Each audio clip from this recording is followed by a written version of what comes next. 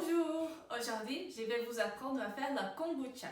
Donc, on va commencer par faire le thé qui sera la base de notre kombucha.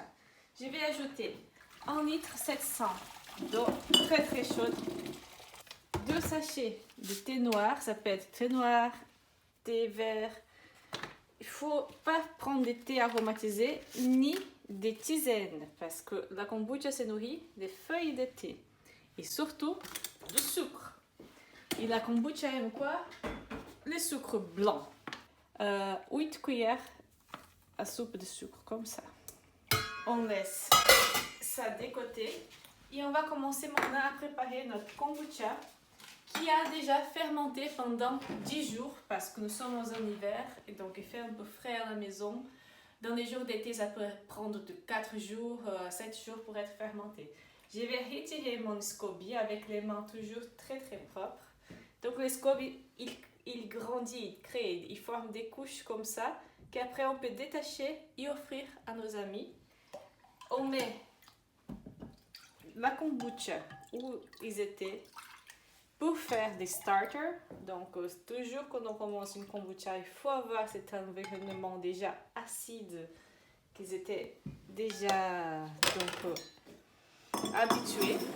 Et après, on va passer à la deuxième fermentation qui peut prendre 2 jours. Donc, j'ai fait aujourd'hui, je l'ouvre après-demain. Aujourd'hui, je vais faire à base d'ananas. Mais on peut aussi faire, par exemple, à base de jus de pommes, pommes gingembre, pommes framboises, raisin.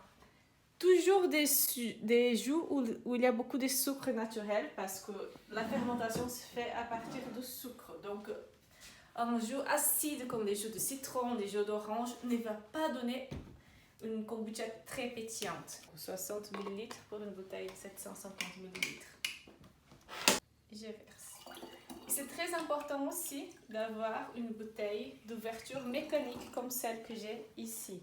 Parce que à chaque 2 jours ou tous les jours, il faut ouvrir un peu la bouteille pour laisser partir les gaz.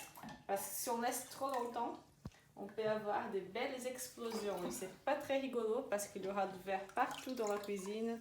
C'est difficile à nettoyer. La kombucha est une matière vivante aussi. Donc, jamais une va se rassembler à l'autre. Tu vas faire une kombucha et la semaine suivante, c'est les mêmes ingrédients, mais les résultats, ça peut être vraiment différent. Donc, une fois qu'on l'a fait, on ferme la bouteille. Et une fois l'été refroidi, versez dans ton récipient qui est déjà nettoyé. Il faut toujours être très très propre avec les kombucha.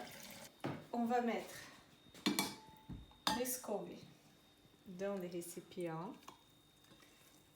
Toujours cette partie en haut et celle-là en bas. Et après les starters qui va donner l'acidité que la kombucha connaît déjà. Après, il faut mettre tout ça couvert parce qu'il faut protéger, il ne faut pas le fermer avec un couvercle. Ça doit être un tissu puisqu'il faut respirer et donc ne pas laisser non plus tomber de la poussière. Il faut toujours préserver notre kombucha de la poussière et la laisser respirer. On la laisse comme ça pendant 1 semaine, 10 jours, si on le met dans un endroit protégé de la lumière. Et dans 1 semaine, on vient la chercher et on fait tout le processus de mettre dans la bouteille pour la deuxième fermentation. Donc ici, c'est la première fermentation. Et ensuite, quand on met dans la bouteille, c'est la deuxième fermentation. Donc après 2 jours, ma deuxième fermentation est prête. Je vais ouvrir la bouteille. On sent qu'il y a des gaz, c'est petit. Je passe toujours par le passoire avant de boire. Et je vais boire un tout petit peu de ma kombucha avant de partir faire ma marche parce qu'elle donne beaucoup d'énergie pour rester pétillante toute la journée. Allez, je vais goûter pour vous. Délicieuse.